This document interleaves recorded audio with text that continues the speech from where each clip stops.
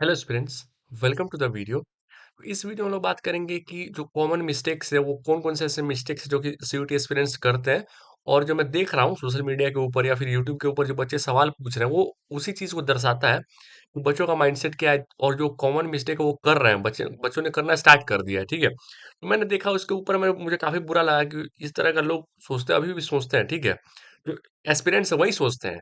तो ये जो कॉमन मिस्टेक है जो हर बच्चा लगभग 80% बच्चे ये करते ही है। ठीक है, तो ये जो कॉमन मिस्टेक है इसको आपको दोहराना नहीं है, इसको करना नहीं है। इससे कैसे आप बच सकते हो, प्रॉब्लम क्या क्या कॉमन मिस्टेक है जो आप बच्चे करते हैं और उसका सोल्यूशन क्या है, इस सब के बारे में हम लोग बात करेंगे।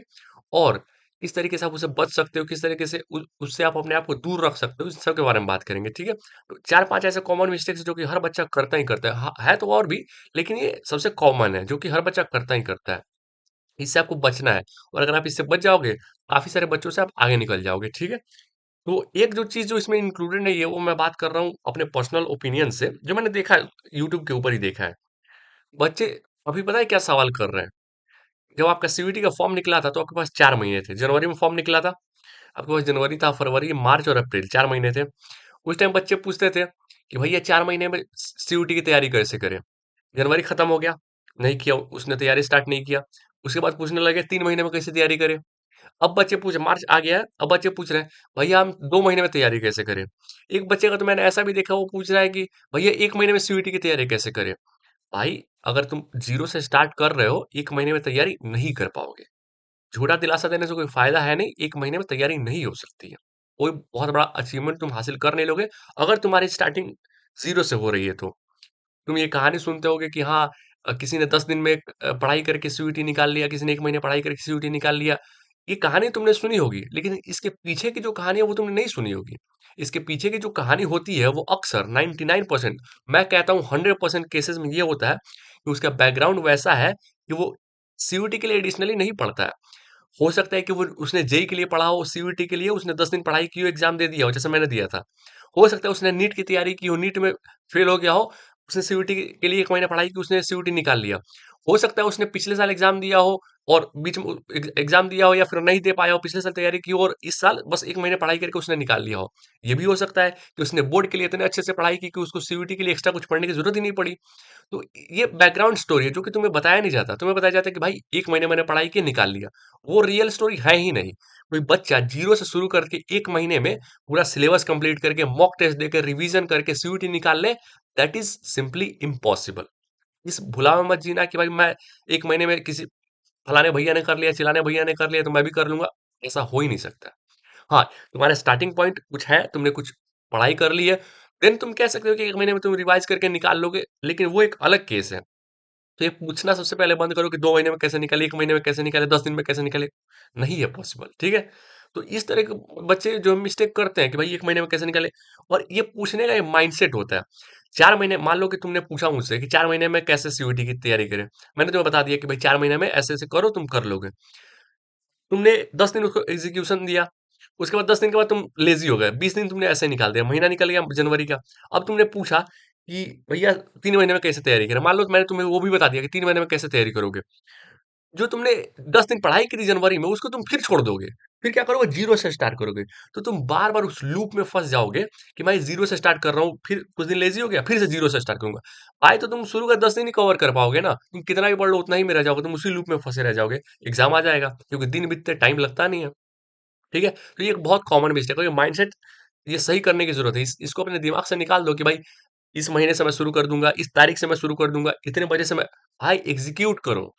सोचने से या फिर बोलने से कुछ नहीं होता, एग्ज़ीक्यूशन से होता है। किसी भी बड़े आदमी को तुम देखते हो, वो बोलता नहीं है या फिर सोचता नहीं है, सोचता भी है तो अपने दिमाग में सोचता है और उसको एग्ज़ीक्यूट करता है।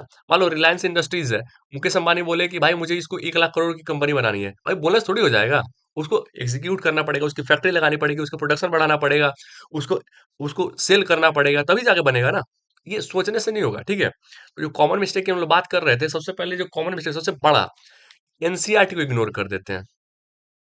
सबसे कॉमन एनसीईआरटी को, भाई एनसीईआरटी तुम्हारा मतलब बाइबल है, और अगर हिंदू धर्म की बात करें तो गीता है हमारे लिए। ठीक है, तो एनसीईआरटी इसको इग्नोर तुम नहीं कर सकते, खासकर ऐसे सब्जेक्ट में जो कि थ्योरी सब्जेक्ट है।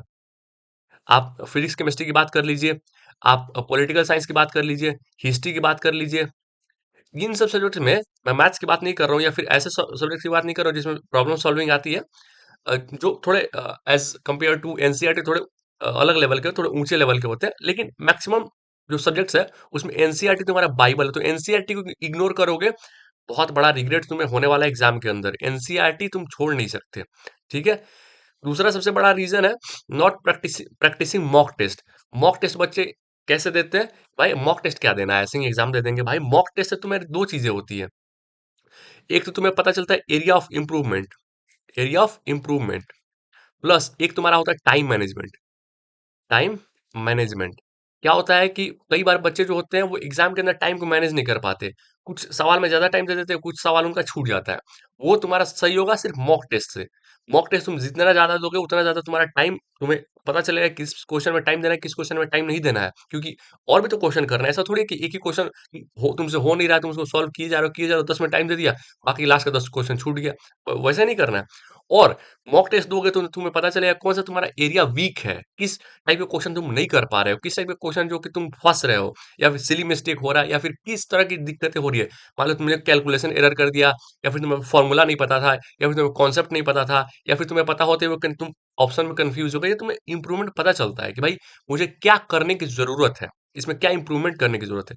सेकंड जो कॉमन मिस्टेक वो ये मॉक टेस्ट नहीं देते। हमारे टीचर थे वो कहा करते थे कि treat mock test as your final exam and treat your final exam as your last mock test. तो जो मॉक टेस्ट है उसको सीरियसली देना है। मॉक टेस्ट सीरियसली दोगे, इतने सीरियस होके दो कि भाई वो तुम्हारा एग्जाम जैसा फील हो। और मॉक टेस्ट देते थे तो तुम्हारी इतनी आदत हो जानी चाहिए कि तुम्हें लास्ट जो तुम्हारा फाइनल एग्जाम वो एक लास्ट मॉक टेस्ट की तरह लगे, ठीक है। तो मॉक टेस्ट बहुत जरूरी है। और मॉक टेस्ट देने के बाद इसका एनालिसिस, सिर्फ मॉक टेस्ट नहीं, इसका एनालिसिस भी साथ साथ, क्योंकि बिना एनालिसिस मॉक टेस्ट का कोई फायदा नहीं है। अगर बिना एनालिसिस मॉक टेस्ट दे रहे हो उससे बढ़िया है मत दो, टाइम वेस्ट होगा, एनालिसिस करोगे नहीं तो फिर कोई फायदा नहीं है। एनालिसिस इसलिए कि कौन सा टॉपिक वीक है, उसका एनालिसिस और उस पर काम करना ये बहुत जरूरी है। यही ये मेन रीजन है मॉक टेस्ट देने का, अदरवाइज कोई फायदा नहीं है मॉक टेस्ट देने का। आगे है कि इग्नोरिंग वीक एरिया, जो मैंने कहा कि जो मान लो मॉक टेस्ट दोगे तभी तुम्हें पता चलेगा तुम्हारा वीक एरिया कौन सा है, या फिर तुम्हें पहले से पता होगा कि मेरा वीक एरिया कौन सा है, उसको इग्नोर करना कि भाई मुझे ये दिक्कत होती है समझने में, इसको छोड़ देते हैं। छोड़ोगे उससे क्वेश्चन आएगा, और अगर क्वेश्चन आ गया अच्छे खासे नंबर में आ गया, लेकिन तुम वो कर नहीं पाओगे, रैंक पीछे आएगी, दिक्कत होगी एडमिशन में। तो जो इग्नोर करते हैं वीक एरिया को, वो सबसे पहले आपको बंद करना है कि भाई जो वीक है उसको पढ़ो, उसको समझो। बस 2 महीने अभी टाइम है, उसको समझ सकते हो आप करके, ठीक है। आगे अटेम्प्टिंग टू मेनी क्वेश्चन, ये जो बच्चे करते हैं, तुक्का लगाते हैं, ये जो तुक्का लगाते हैं ये एक बहुत बड़ा मिस्टेक है एग्जाम के अंदर। तुक्का लगाने से बच्चे, मैंने इसके पहले भी बताया था आप लोगों को, कि बच्चे क्या सोचते हैं, मान लो कि 6 क्वेश्चन में उन्होंने तुक्का लगाया, पहला दूसरा तीसरा चौथा पांचवा और छठा, एक क्वेश्चन 5 नंबर का आता है, और एक गलत होने पर -1 कट जाते हैं, ठीक है। ये कॉन्सेप्ट है हमारे एग्जाम में। 6 क्वेश्चन में उन्होंने तुक्का लगाया, मान लो कि क्या सोचते हैं कि भाई चार में एक का तो लग ही जाएगा, है ना। तो मान लो कि तुम्हारा 6 में 1 लग गया, यहाँ पे मान लो कि तुम्हारा पहला लग गया, दूसरा नहीं लगा, तीसरा नहीं लगा, चौथा नहीं लगा, पांचवा नहीं लगा, छठा मान लो तुम्हारा लग गया। हालांकि इसकी संभावना काफी कम है, मान लो कि ये भी नहीं लगा। कितने क्वेश्चन तुमने गेन किया, यहाँ से तुम्हें 5 + 5 मिलेगा, यहाँ से -1, यहाँ से -1, यहाँ से -1, यहाँ से -1, यहाँ से भी -1, यानी कि तुम्हारा 5 नंबर कट गया, 5 नंबर चला गया। ये एक रियल सिनेरियो है कि 6 में से 1 तुक्का लगेगा, रियल प्रोबेबिलिटी है ये। हालांकि प्रोबेबिलिटी ये भी नहीं है, प्रोबेबिलिटी इससे भी कम है। जब तुम प्रोबेबिलिटी पढ़ोगे तो समझोगे कि 1/4 प्रोबेबिलिटी नहीं होती, बहुत कम होते हैं। तो ये 5 क्वेश्चन, यहाँ से तुम्हें 5 मार्क्स मिला, यहाँ से तुम्हारा 5 चला गया, ओवरऑल तुम्हारा गेन हुआ 0। वहीं अगर तुमने इस टॉपिक को पढ़ा होगा, ये तुक्का छोड़ के तुम अगर नॉर्मली सही तरीके से मारते, यहाँ पे एक सही होता, ये 4 5 तुम छोड़ देते हैं, यहाँ से 0 मिलता है, यहाँ से 0, यहाँ से 0, यहाँ से 0, यहाँ से 0। 6 क्वेश्चन सॉल्व करने के बाद तुम्हें गेन होता है 5 मार्क्स का। यहाँ तुक्का मारने के बाद कितना गेन हुआ, 0। और गलती से अगर ये गलत हो गया ना, यानी कि 6 में सारे गलत हो गए तुक्के, तो तुम्हारा -6 चला जाएगा, यानी कि जो तुमने सॉल्व किया होगा उसमें से भी 1 नंबर चला गया, ठीक है। उनमें से 6 नंबर चला गया, एक क्वेश्चन चला गया, एक क्वेश्चन से ज्यादा चला गया। तो ये दिक्कत होती है कि भाई तुक्का लोग ये सोच के मारते हैं कि भाई 4 में से 1 सही हो जाएगा। बहुत कम चांस है कि 4 में से 1 सही होगा।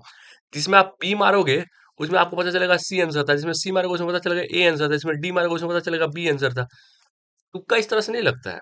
हाँ, अगर आप 2 क्वेश्चन में कंफ्यूज हो तो देन आप तुक्का लगा सकते हो, लेकिन मैं वहां पे भी रिकमेंड नहीं करूंगा कि आप वहां पे तुक्का लगाइए।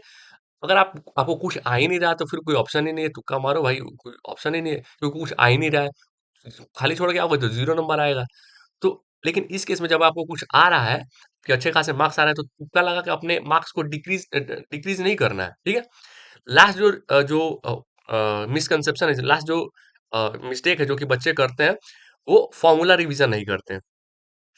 खास करके हम बात करें फिजिक्स के अंदर या फिर मैथ्स के अंदर, या फिर आप कॉमर्स के कुछ सब्जेक्ट्स को ले लीजिए, जहाँ पे प्रॉब्लम सॉल्विंग आती है, यानी कि क्वेश्चन आते हैं न्यूमेरिकल्स। न्यूमेरिकल्स जहाँ पे आते हैं, most of the numericals is totally based on formula, ठीक है? बड़े से बड़े टॉपिक का, मतलब मैं कह दूं relation function, integration, differentiation, application of derivative, आपके ये वेक्टर 3D, मैक्सिमम जो क्वेश्चन होते हैं वो फॉर्मूला बेस्ड होते हैं। और फॉर्मूला को आप रिवाइज नहीं कीजिएगा तो फॉर्मूला आपको याद नहीं आएगा। फॉर्मूला याद नहीं आएगा, वहां पे क्वेश्चन नहीं कर पाओगे। फॉर्मूला जो रिवाइज नहीं करते, फिजिक्स में देख लो, करंट हो गया, इलेक्ट्रोस्टैटिक्स हो गया, कैपेसिटर हो गया, आपका मैग्नेटिज्म हो गया, maximum question is totally formula based. तो जो फॉर्मूला वो काफी इंपॉर्टेंट है, खास करके वैसे सब्जेक्ट्स के अंदर जिसमें प्रॉब्लम सॉल्विंग आती है, जिसमें न्यूमेरिकल क्वेश्चन आते हैं, मैथ्स हो गया, फिजिक्स हो गया, फिजिकल केमिस्ट्री हो गया। इन टाइप के सब्जेक्ट्स में जो जो फॉर्मूला होता है वो काफी इंपॉर्टेंट रोल प्ले करता है। अगर आपके पास फॉर्मूला नहीं है, आपको फॉर्मूला याद नहीं है, देन 99% चांसेस है कि आप इस सब्जेक्ट में अच्छा स्कोर नहीं कर पाओगे, वहां पे आप प्रॉब्लम सॉल्व ही नहीं कर पाओगे। जो जेई का लेवल है वो काफी हद तक फॉर्मूला बेस्ड वो भी होता है, लेकिन सीयूईटी उससे भी आसान होता है। तो इसमें फॉर्मूला बेस्ड, स्टेटमेंट बेस्ड। तो स्टेटमेंट ज्यादा पूछता नहीं है, फॉर्मूला बेस्ड आपको पूछता है इलेक्ट्रिक करंट निकालने का फॉर्मूला, मैग्नेटिज्म में काफी जो फॉर्मूले होते हैं वो काफी पूछता है, बायोट सावर्ट लॉ का फॉर्मूला पूछ लेगा। लाइक उसके आधार पर जो आप निकालते हैं, जो आप मैग्नेटिक फ्लक्स निकालते हैं, जो भी आप निकालते हैं वो आप फॉर्मूला से डेराइव करते हो, फॉर्मूला से निकालते हो, वो फॉर्मूला आपको याद नहीं रहेगा, तो आप वैसे निकाल नहीं पाओगे। तो ये फॉर्मूला रिवाइज नहीं करना बहुत बड़ा एक गलती है, जो कि एस्पिरेंट करते ही करते हैं, ठीक है? और एक जो लास्ट बात जो मैं कहना चाहता हूँ कि ये जो माइंडसेट है वो चेंज करो भाई, कि 1 महीने में कैसे तैयारी करें, 15 दिन में कैसे तैयारी करें। भाई 1 महीने में तैयारी नहीं होती है, 1 महीने में कोई तैयारी नहीं कर पाओगे। अगर आपका बैकग्राउंड है पहले से अच्छा, अगर आपने जेईई दिया हुआ है, जेईई दिया हुआ है इससे मतलब नहीं है जेईई में आपने कितना पढ़ाई किया हुआ है। जो बच्चा 80 परसेंटाइल लाता है वो भी जेईई में फेल ही है, जो बच्चा 5 परसेंटाइल लाता है वो भी फेल ही है। लेकिन दोनों में डिफरेंस है। 5 परसेंटाइल वाले को कुछ नहीं आता भाई। 5 परसेंटाइल वो पेपर खाली छोड़ के आएगा तभी आ जाएगा। लेकिन जो 80 परसेंटाइल है वो उसको हम उम्मीद कर सकते हैं कुछ आता है। 90% वाले को उम्मीद कर सकते हैं ठीक-ठाक आता है। तो ये चीज़ें हैं कि भाई आप कितनी पढ़ाई आपने की, आपका बैकग्राउंड कैसा, आपने बोर्ड्स के लिए कैसी पढ़ाई की, आपने अगर आप किसी कॉम्पिटिटिव एग्जाम की तैयारी की है उसके लिए कितनी पढ़ाई की है। अगर आप 0 से स्टार्ट करना चाहते हो और सोचो कि 1 महीने में निकल जाएगा, नहीं है पॉसिबल। झूठा दिलासा मैं दूँगा नहीं आपको कि भाई आप बहुत कुछ कर लोगे, बहुत कुछ आप अचीव कर लोगे, नहीं, इम्पॉसिबल है, ठीक है? तो ये कुछ गलतियाँ थी जो कि आपको नहीं करनी है, मॉक टेस्ट रेगुलर लगाने हैं, एनसीईआरटी की रिवीजन रेगुलर करना है, फॉर्मूला की एक शीट बना के आप जहाँ भी पढ़ते हो वहाँ पे लगा दो, उसको देखते रहो और सिर्फ फॉर्मूला को देखना नहीं है, उस भाई उसके एप्लीकेशन लगाओ। ऐसा नहीं कि फॉर्मूला आपको याद है, मान लो कि आपको किसी चीज़ का फॉर्मूला याद है PQ/R, मान लो ये फॉर्मूला है। आपको पता होना चाहिए ना भाई P क्या है, Q क्या है, R क्या है? आपको पता ही नहीं रहेगा PQ/R आपने रट लिया है। क्या है PQR? पता ही नहीं है। तो भाई कैसे आप इस्तेमाल करोगे? उसको लगा दो, कहीं पे चिपका दो, उसके बेस पे क्वेश्चन करो। तो ये चीज़ें हैं। लेकिन आपको मान लो कि सब कुछ पता ही है, क्वेश्चन आपके सामने है, लेकिन आपको फॉर्मूला ही याद नहीं है। कहीं न कहीं गलती कर दोगे, तो दोनों चीज़ें होनी काफ़ी ज़रूरी है। और तुक्का नहीं मारना है एग्ज़ाम के अंदर। तुक्का मारोगे आपकी रैंक जो है डिक्रीज़ होने के 90% चांसेस है कि रैंक डिक्रीज़ ही होगा, ठीक है? तो ये कुछ चीज़ें थी जो कि आपको इम्प्रूव करने की ज़रूरत है, जो कि आपको गलती नहीं करने की ज़रूरत है, ठीक है? चलिए फिर मिलते हैं किसी नए वीडियो में। Thank you.